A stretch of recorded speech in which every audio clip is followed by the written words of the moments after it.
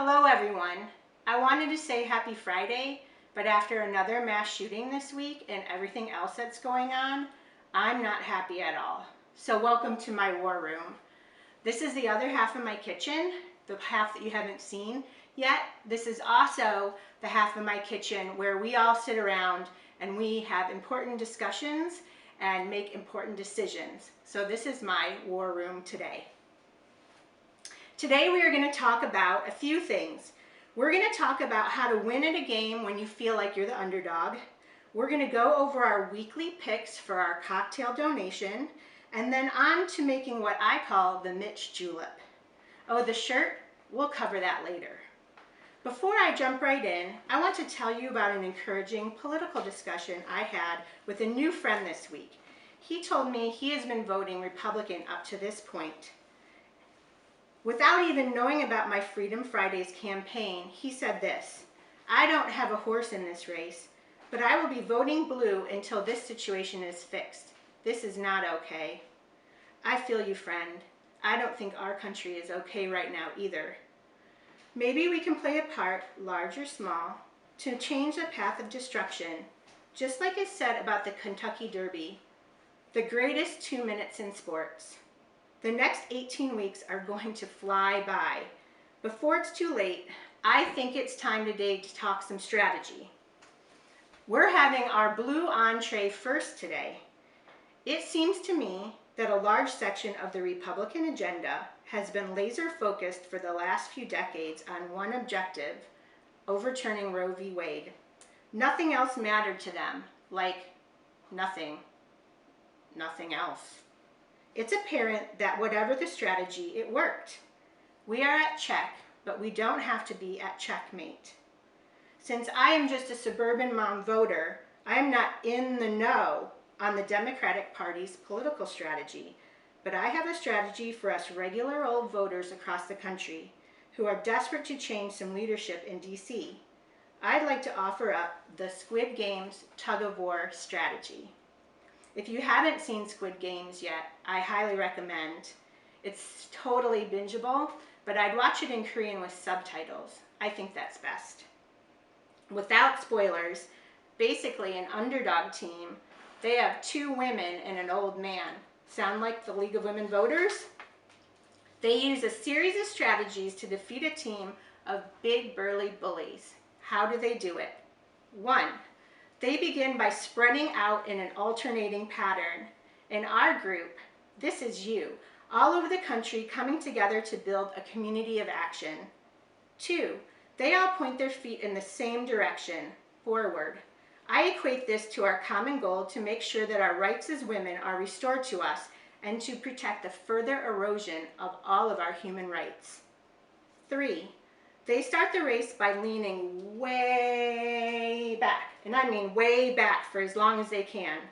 This is you all spreading the word of our Freedom Fridays Happy Hour campaign to those who can also take part in our Bush Roots movement.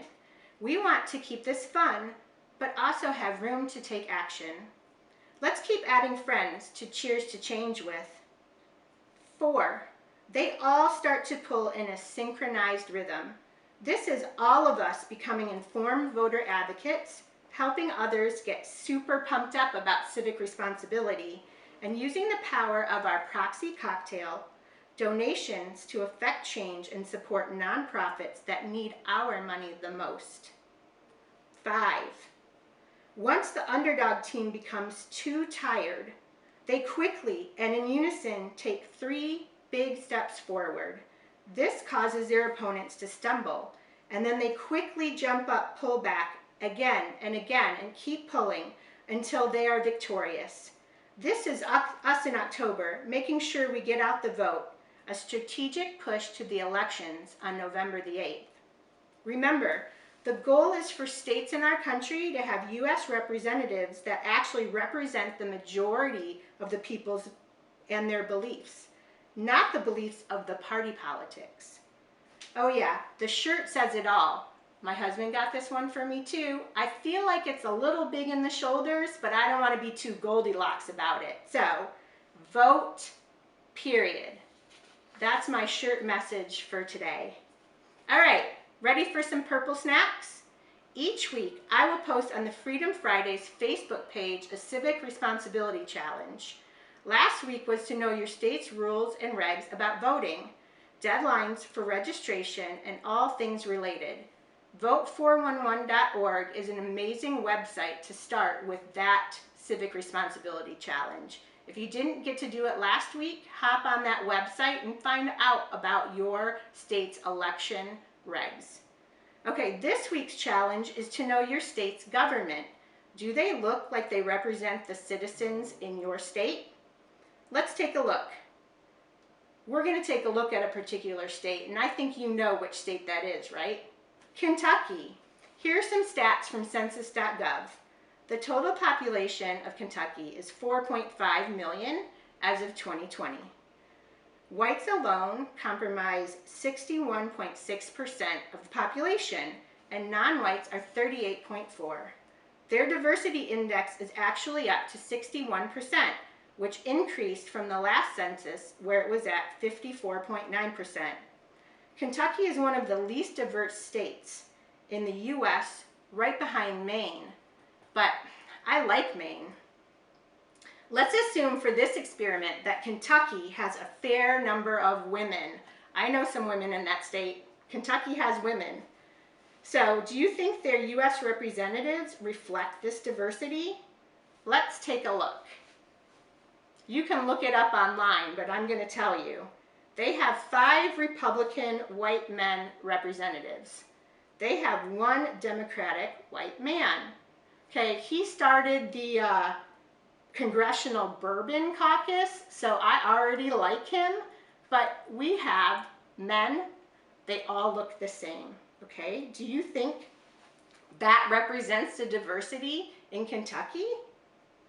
Do you at all see a problem with this representation?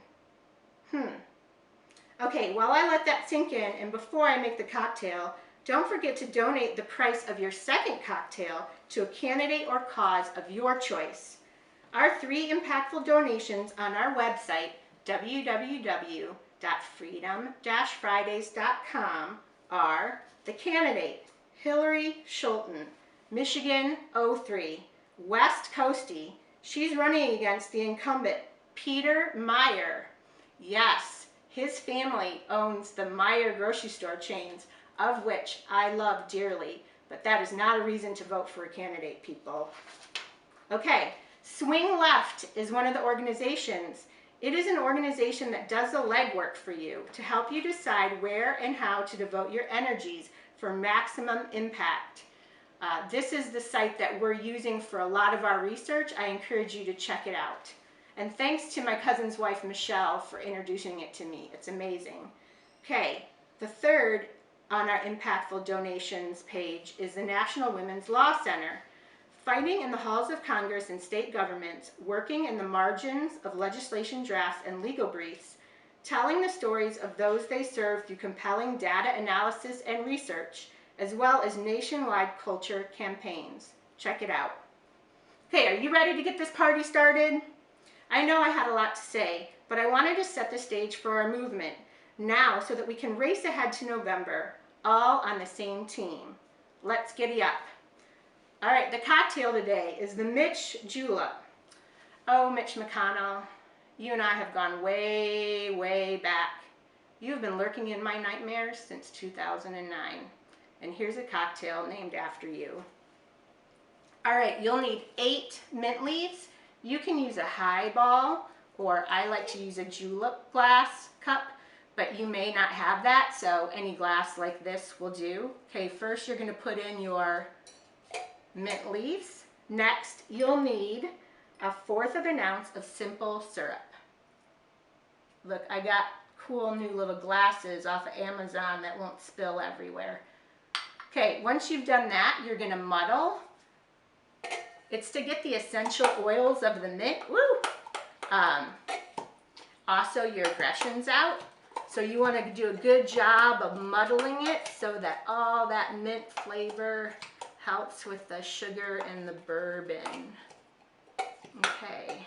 All right, once you do that, let's get that mint leaf off.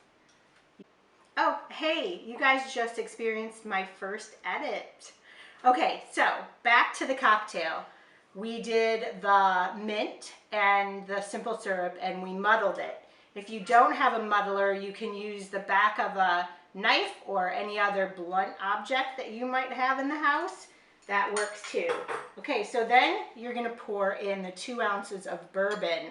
Okay, if you have this at your house, do not use Pappy. This is a sipping bourbon. At least that's what my husband told me. So we're gonna use Buffalo Trace. I love Buffaloes, SCO Buffs, so we're gonna use Kentucky Bourbon Buffalo Trace. Pour it in. Smells good already. All right, then we're gonna pack it full of crushed ice. Get it packed in there. This helps with balancing the flavor of all that bourbon. This drink has a lot of bourbon. Okay, then we're gonna stir until the cup is frosty on the outside. This is kind of like an adult slushie. Okay, you can always add more crushed ice on the very top. Okay. You can even do your ice in a blender, like I did, although maybe I should have gotten it a little bit more chopped up. That's okay. Okay, so to finish it off, you'll want to have 2 garnishes. 1 small sprig of mint, and then Angostura bitters, because that's what makes it the Mitch Julep. You pick how much you want to put on. I'll just put a couple of freckles. Make it super bitter like Mitch McConnell. Okay. Okay, so this is the Mint Julep. Oh, the Mitch Julep. Tastes like victory in November. Thanks for coming along with me today and working with me. I'm so excited to go along on this ride with you. I'm already excited about our next week's cocktail. I'm excited to try it out and practice it this week because you know it's perk of the job. Don't forget to cheers to change and then donate your second cocktail donation to a donation cause of your choice. It's your money, your choice. Cheers.